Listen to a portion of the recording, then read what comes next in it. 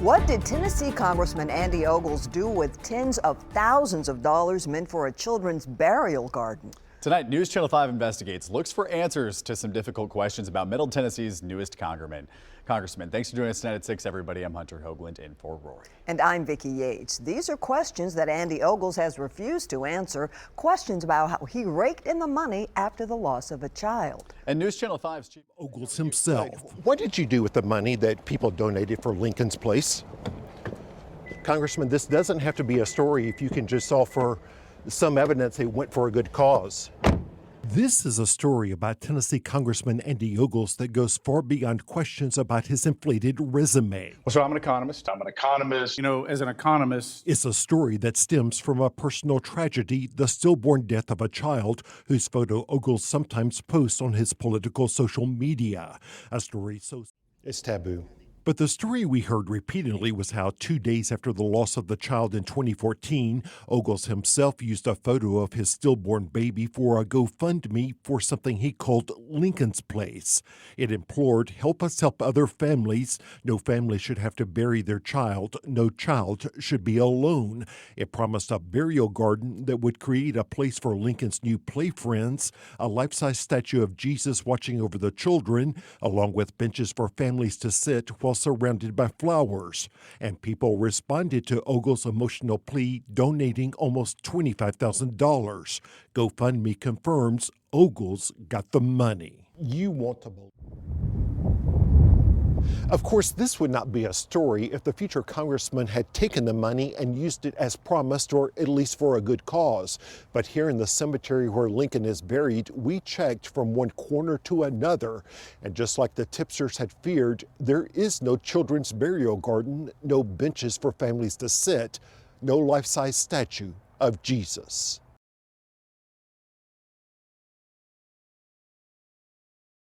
In fact, a Tennessean newspaper story a year after the GoFundMe diplomatically raised the question of what happened with the money, quoting Ogles as blaming government bureaucracy. He claimed, what we found over the past year as we have been going through this process is that burials are heavily regulated. He insisted none of the money had been spent. A local funeral director was also quoted saying she still planned to meet with the family to help organize a unified effort to aid parents dealing with the financial and emotional trauma of bearing children. 8 years later, that funeral director now says, quote, back at that time, we could have helped them do something, but they never came back to us.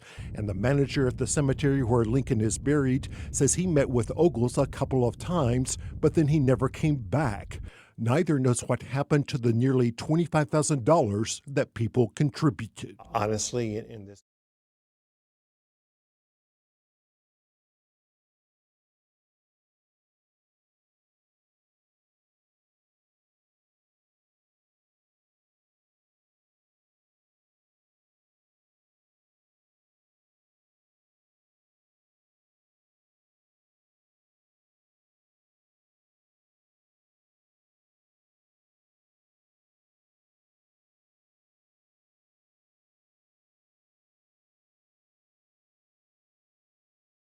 What would be your message to Andy Ogles? This donor's message, tell us what you did, tell us where the money went. It was a message. Was the money used the way you said it was? Congressman, are you not concerned about how this looks? Apparently lost on the congressman.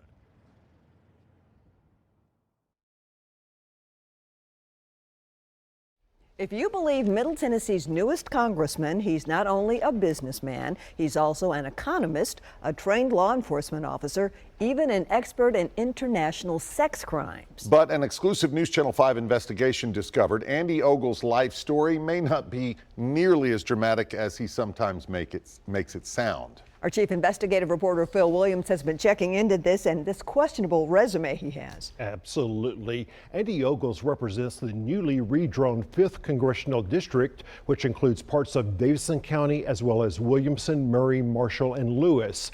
After the saga involving George Santos, we decided to take a look at the Murray County Republican and discovered a story that is sometimes not what it seems. The House will be in order.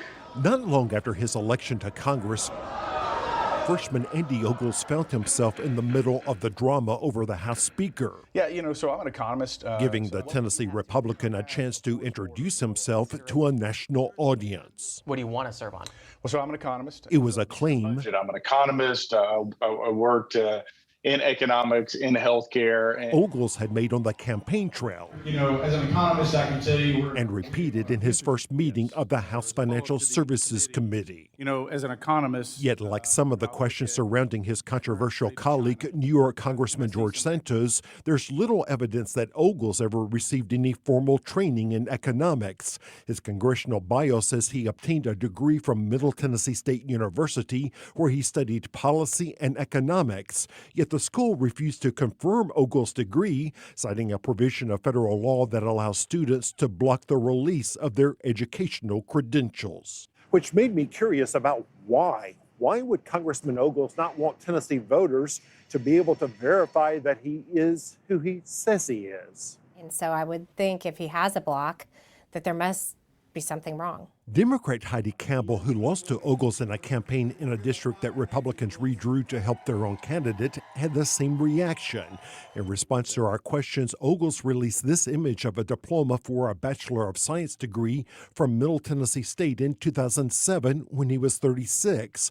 But what we discovered next Wow. surprised the candidate Ogles defeated. Oh my gosh. It was a resume from 2 years after he graduated, where he listed a degree in international relations with minors in psychology and English. And likewise on this form for a background check, in his own writing, no mention of economics. I mean, that looks to me like somebody who doesn't have any background in economics.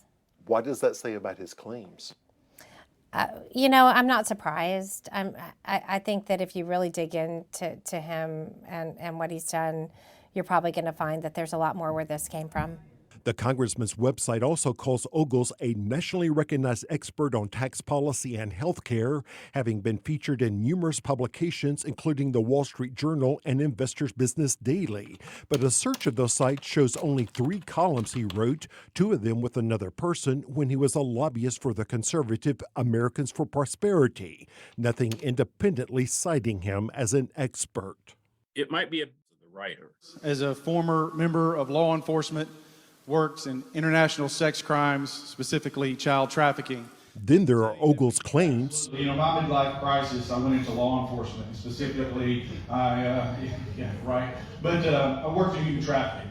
To be an international sex crimes expert. This is from firsthand experience for someone who worked in that space. I turned gray because of it. In fact, we discovered Ogles was sworn in as a volunteer reserve deputy with the Williamson County Sheriff's Office in July 2009, a position he lost 2 years later for not meeting minimum standards, making no progress in field training, and failure to attend required meetings.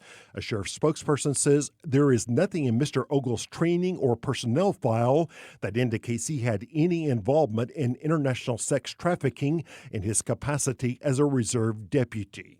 I began working, volunteering my time. Ogles did some work in 2011 for Abolition International, a nonprofit founded by gospel artist Natalie Grant. His congressional website claims Ogles was responsible for overseeing operations and investments in 12 countries. And then I ended up becoming chief operating officer. And it was just one of those, I didn't really intend to set out to be so heavily involved in the fight against human trafficking. It just kind of occurred. And privately, people associated with the group dispute Ogles' characterization of his role. In fact, the group's tax returns show Ogles held a part-time position that paid him a grand total of $4,000. $4,000? $4,000. Yeah. Wow. I mean, that does not sound to me like somebody who was the COO. And an archived version of the group's website shows it was making grants to holistic ministries in just a handful of countries, not 12 countries, and certainly not busting international sex rings. If this information had come out, would it have made any difference? Yeah, I think it might have. My election's over, and I've moved on, and that's fine. But I do think going forward, people need to know who they're electing. We have even more on our website. Of course, we reached out to Congressman Ogles' office, laying out our findings, giving him a chance to tell us if he thought we got anything wrong. But just like he avoided the media during the campaign, we never heard back. Of course, we will keep investigating and let you know what we find. Vicki? All right, Phil, thank you.